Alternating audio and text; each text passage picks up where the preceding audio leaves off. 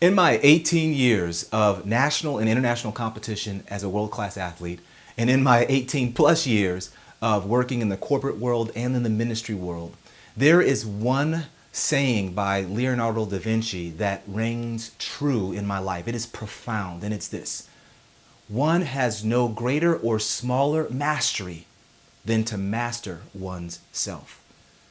My friend, self-mastery is powerful, and it is critical to exercise this capacity. Yet the problem is no one ever teaches us how to master ourselves, how to master our beliefs and our behaviors and our attitudes and our actions, and know how to line those two things up to meet and to direct us toward the desired outcomes in our life. No one teaches us how to do that.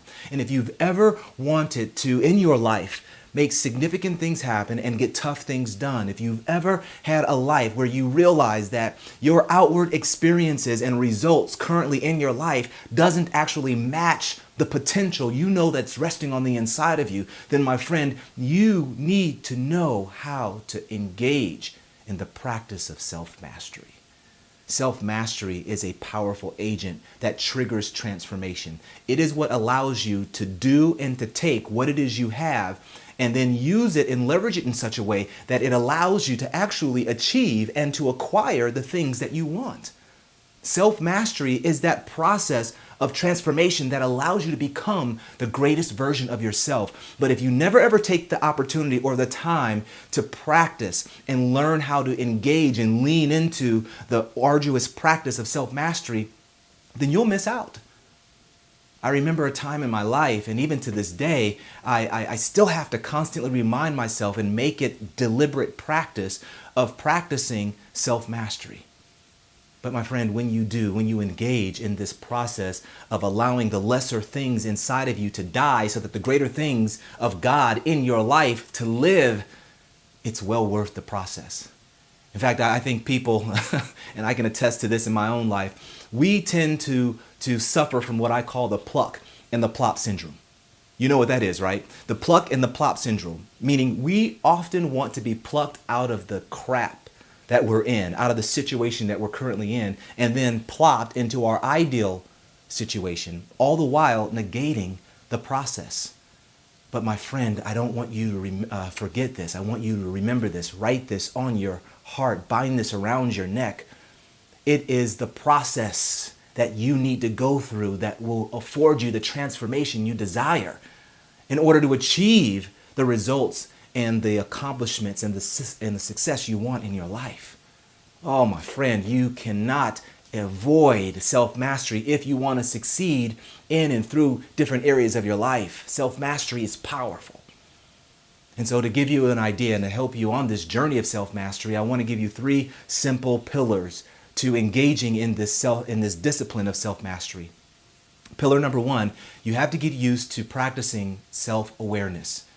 You have to allow yourself to become aware of the ideas and the thoughts and the beliefs you entertain in your mind, and then the behaviors and the actions that you engage in the moment. As you're doing something and you recognize that what you're doing or what you're believing or thinking about takes you off in a different direction of the direction you really want to go, you have to develop the capacity and the instinct to be aware of when that shift happens. Why? Well, because of pillar number 2. Because you want to learn how to then become what I call congruent. You want to learn how to line up and recalibrate your beliefs and your behaviors to accurately reflect and point toward your desired results. My friend, your life, my life, our life always moves in the direction of our strongest thoughts and behaviors. And if you never take the opportunity to stay and to become congruent, my friend, you will always miss the mark.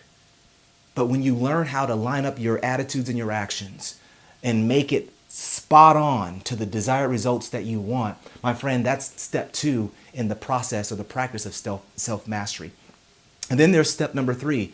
Not only do you want to practice self-awareness and then practice congruency, you also want to practice what I call decisive living. Decisive living is simply being able to take action at the speed of insight. It's being willing to close the gap between what you know to do and what you are called to do, doing what it is you already know. That is decisive living. It's being able to say, okay, this is what's working, this is what's not working.